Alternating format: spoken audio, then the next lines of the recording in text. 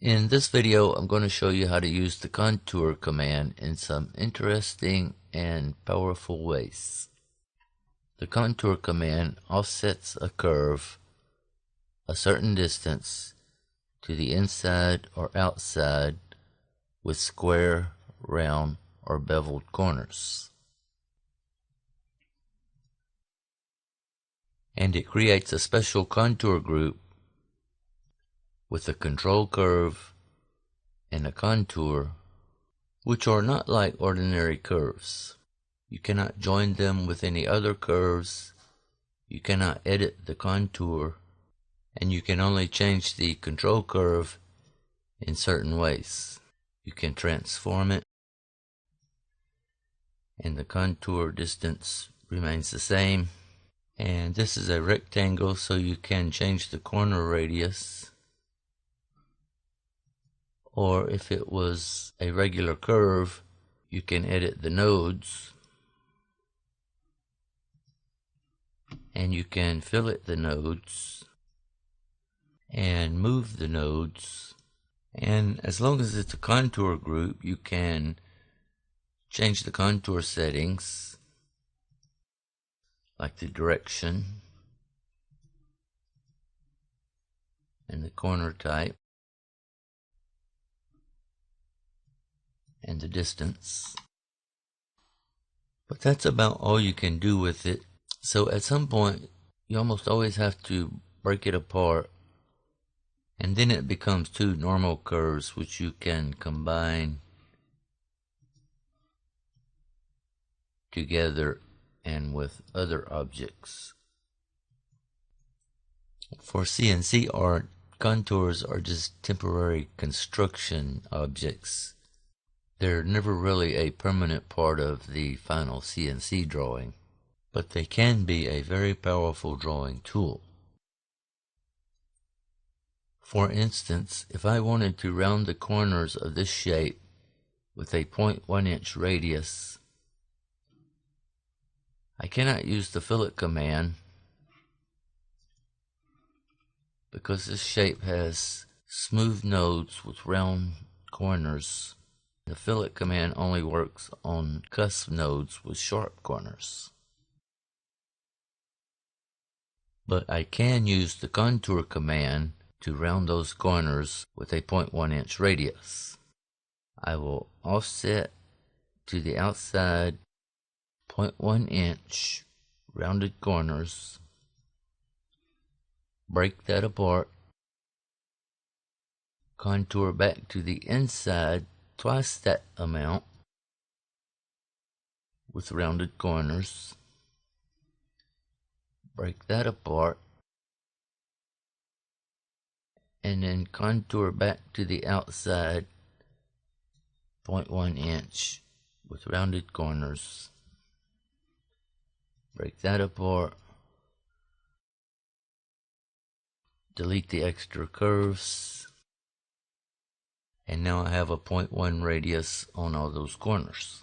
And if I needed to sharpen those corners, get rid of that 0.1 inch radius, I can do that with the contour command too, with one caveat.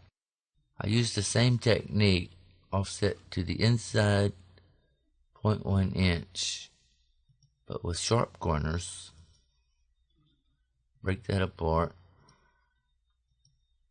offset back to the outside 0.1 inch with sharp corners, and it sharpened this corner, but it did not sharpen this corner.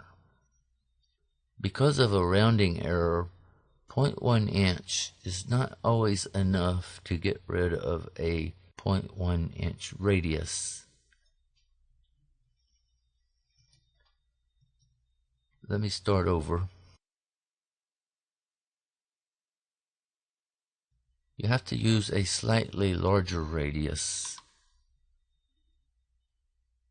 to overcome that rounding error.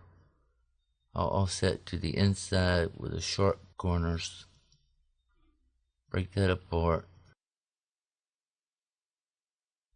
offset to the outside twice that amount, with sharp corners. Break that apart. Offset back to the inside, 0.11 with sharp corners. Break that apart. Get rid of the extra curves. And now I'm back to sharp corners. Even though we started with a shape that had slightly rounded corners. Even though this is a simple shape, that would be very hard to do any other way, especially with more complex shapes. And rounding those corners where the fillet command doesn't work is something I have to do all the time. So I have a macro to do it. 2 clicks and bam. That macro just does all those steps to contour to the outside and then the inside and then back to the outside with whatever distance I enter.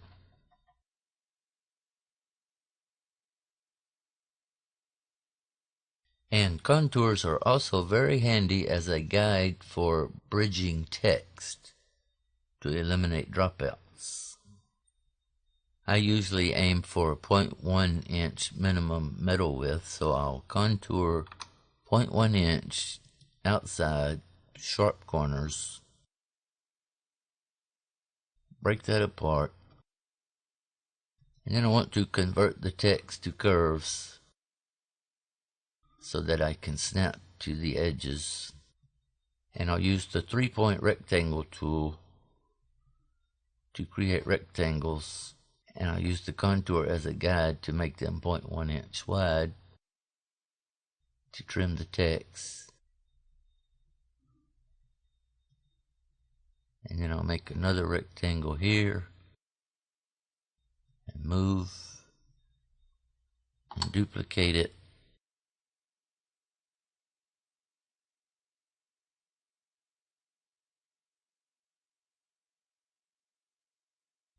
To trim the other letters and delete the contour, and voila, 0.1 inch bridges. And the trimming creates some extra nodes here and there, so we'll clean them up a little bit. And then it's always a good idea to put a small fillet on things, because sharp corners are not good for CNC art. But again, the fillet command does not always work, especially with some fonts that have slightly rounded corners here and there. And in that case, you can use the triple contour corner rounding method, like we did earlier. So really, the contour command is very, very useful. And the final use of the contour command that I'm going to show you for now is to check kerf clearance and minimum metal width. To check kerf clearance, I usually aim for 0.05 kerf clearance. So I will offset to the outside half that distance, 0.025.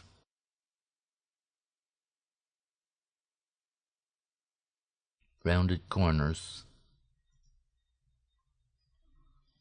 And wherever that contour is continuous, that means I have at least 0.05 clearance inside those holes.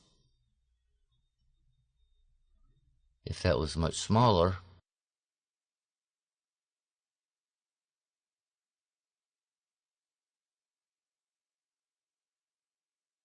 wherever the contour is not continuous, that means I do not have 0.05 inch kerf clearance there.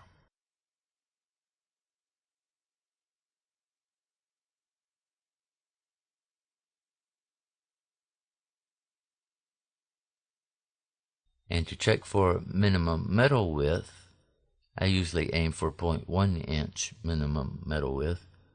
I simply contour to the inside half that width, 0.05 rounded corners.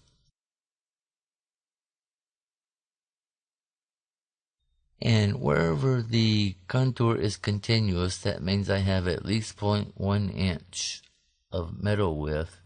But here we have another rounding error. Oops, I contoured 0.1 inch, 0.05. Here we have another rounding error where a 0.05 contour may not quite fit inside a 0.1 inch wide space. This is close enough we can eyeball it and know that we do have 0.1 inches there, but to be sure, if we set 04999,